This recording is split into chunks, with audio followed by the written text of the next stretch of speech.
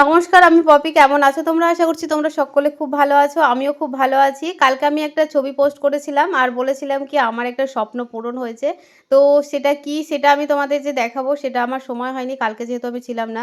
তাই জানি তোমাদের অনেকের অপেক্ষা করে রেখেছো। অনেকেই জিজ্ঞাসা করেছো, "দিদিভাই এটাতে কি আছে তুমি বলে দাও।"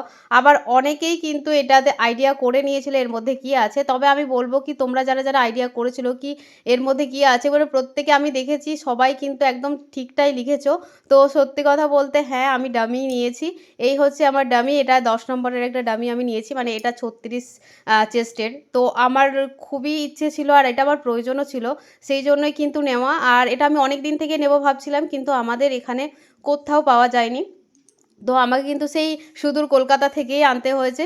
তো ফাইনালি আমার কাছে চলে এসেছে। এটা এখন থেকে আমার বেস্টি, মানে এটা আমার কাছে সারাক্ষণ থাকবে। আর আমার খুবই ভালো লাগছে মানে ওকে পেয়ে, সত্যি কথা বলতে আমার খুবই ভালো লাগছে। কারণ আমি জানি আমাদের মতো যারা টেলার আছো তাদের প্রত্যেকের কিন্তু এই জিনিসটা একটা শখ বলতে পারো। যেমন আমার জ্যাকু একটা শখের ছিল। এমনি নরমাল মেশিনেও তো কাজ হচ্ছিল কিন্তু ওটার কাজটা আরও বেশি বেটার। সেরকম এটাও আমার একটা ইচ্ছে ছিল। তো যাই হোক এই ইচ্ছেটাও পূরণ হয়েছে। তো তোমাদের কেমন লাগছে অবশ্যই কিন্তু কমেন্টে জানাবে।